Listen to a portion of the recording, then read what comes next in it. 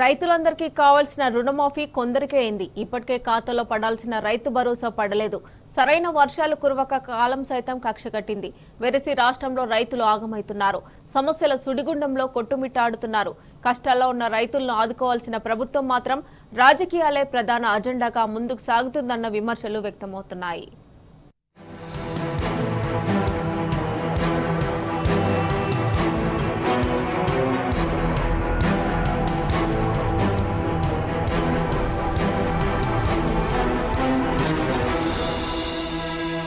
రాష్ట్రంలో అధికారంలోకి వచ్చిన కాంగ్రెస్ తొలి నుంచి కూడా రైతులకు చెబుతున్న మాటలకు చేస్తున్న పనులకు ఏమాత్రం పొంతన ఉండటం లేదన్న విమర్శలు వస్తున్నాయి. ఏ పథకాన్ని పూర్తి స్థాయిలో అమలు చేయటం లేదు.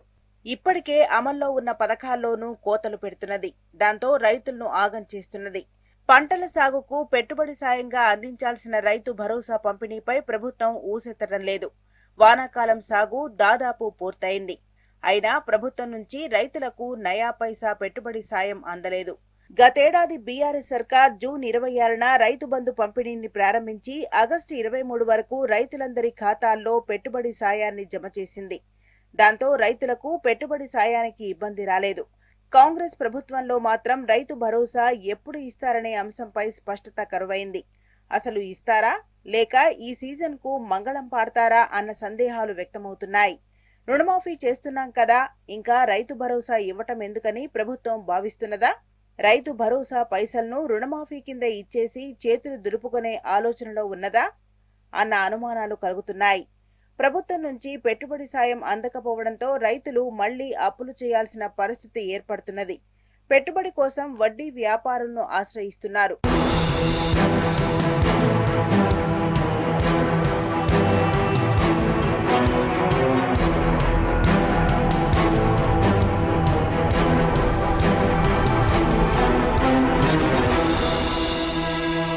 అనర్హులకు పెట్టుబడి సాయం అందుతున్నదనే సాకుతో రైతు బంధు పథకంలో కోతలు పెట్టేందుకు ప్రభుత్వం సిద్ధపడింది.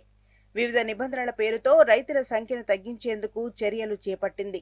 రైతుల సంఖ్యలో కోతలు పెట్టేందుకు 4 మంత్రులతో సబ్ కమిటీని ఏర్పాటు చేసింది.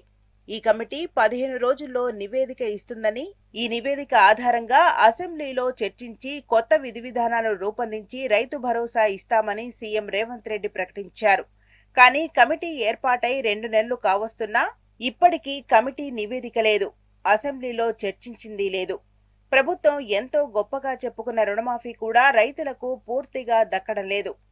రాష్ట్రంలో 70 లక్షల మంది రైతులుంటే ఇప్పటి వరకు 22 లక్షల మందికి మాత్రమే రుణమాఫీ చేసింది. అంటే 50 లక్షల మంది రుణమాఫీకి దూరమయ్యారు.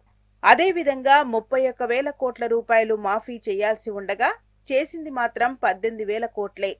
అర్హులైన రైతులకు రుణమాఫీ కాకపోవడంతో వాళ్లంతా ఎవుసం పనులన్నీ వదిలేసి బ్యాంకుల చుట్టూ, అధికారుల చుట్టూ ప్రదక్షిణలు చేస్తున్నారు.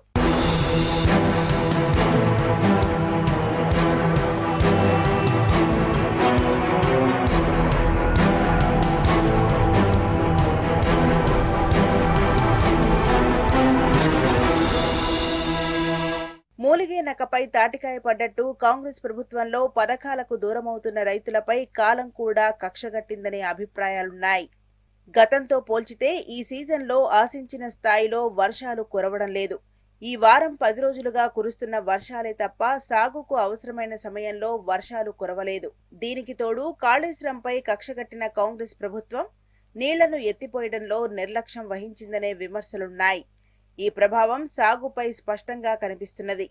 గతేడాదితో పోల్చితే ఈ సీజన్లో సాగు ఏకంగా 8 లక్షల ఎకరాల్లో తగ్గింది. గత ఈ సమయానికి 1.08 కోట్ల ఎకరాలు సాగు కాగా ప్రస్తుతం 1.01 కోట్ల ఎకరాలే సాగవుతున్నది.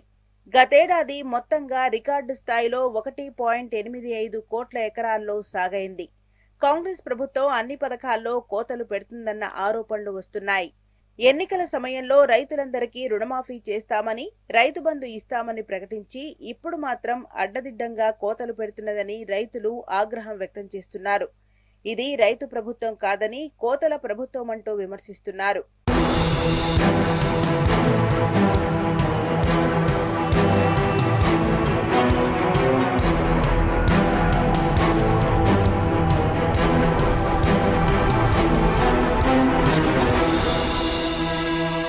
సీజన్ ముగుస్తున్నప్పటికీ ఇంకా రైతు బంధు ఇవ్వకపోవడంతో రైతుల్లో కొత్త అనుమానాలు రేకెత్తుతున్నాయి. ప్రభుత్వం అరకొరగా అడ్డదిడ్డంగా కోతలతో రుణమాఫీ చేస్తున్నది.